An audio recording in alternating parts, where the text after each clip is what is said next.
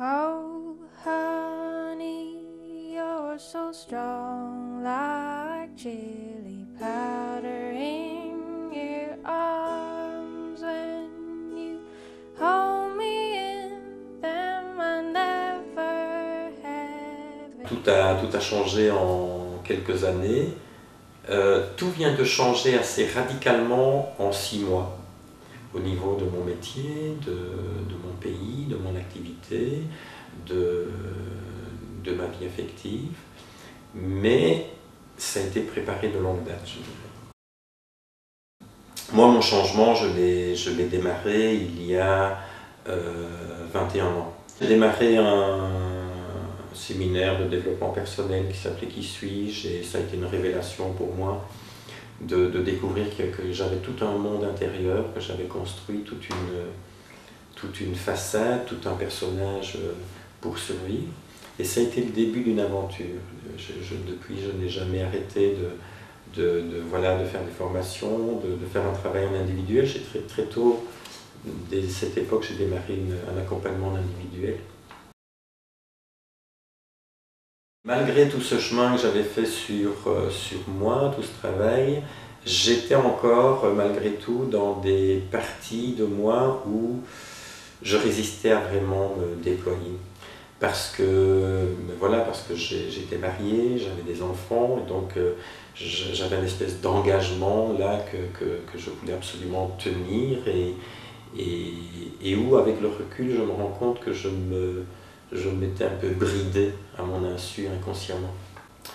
Et voilà, il se fait qu'il y a 6 ans, mon ex-épouse a demandé le divorce, et que ça a été un moment d'effondrement pour moi.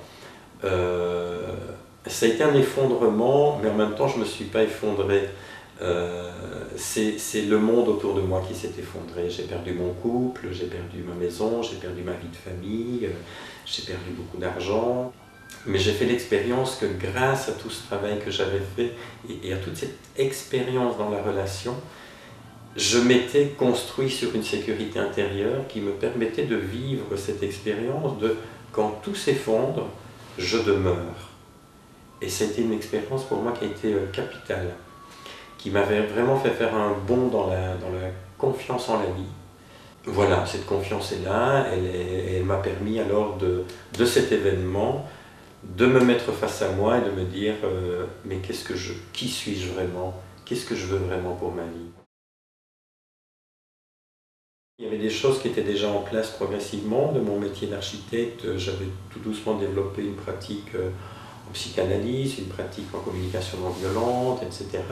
Je m'intéressais beaucoup au management collaboratif, à tout ce qui est sociocratie, etc. Et donc là, j'ai fait le pas de lâcher mon métier d'architecte, qui était, bon, je l'ai fait en prenant du temps aussi, parce qu'il fallait que je prenne du temps pour accompagner tout ce que j'avais mis là-dedans. Ce métier était une reconnaissance sociale, une reconnaissance dans mon milieu par rapport à mes parents, c'était une reconnaissance financière, j'avais un bureau sur une place en ville, bon, voilà, c'était mon ego. Il y avait tout ce à quoi ça m'avait servi, que j'avais à honorer quelque part, à reconnaître et à lâcher. Pour vraiment aujourd'hui être dans le choix de faire un métier qui est vraiment qui je suis. Aujourd'hui, je suis avec plein d'inconnus devant moi. Je ne sais pas du tout où je vais dans cette nouvelle activité et dans ma vie, mais je n'ai aucun doute. Et ce que je sais au fond de moi, c'est que je suis vivant et que j'ai quelque chose à vivre de particulier. Voilà, qui n'est pas nécessairement grandiose, mais qui est juste particulier parce qu'il n'y a que moi qui le vis comme ça sur Terre. Et que je ne voudrais pas arriver à mon dernier souffle sans avoir vécu ça. Et pour moi, le changement, c'est ça, c'est pas changer pour gagner plus d'argent ou changer pour 36 000 raisons qu'on peut parfois fabuler. C'est changer pour être plus vivant.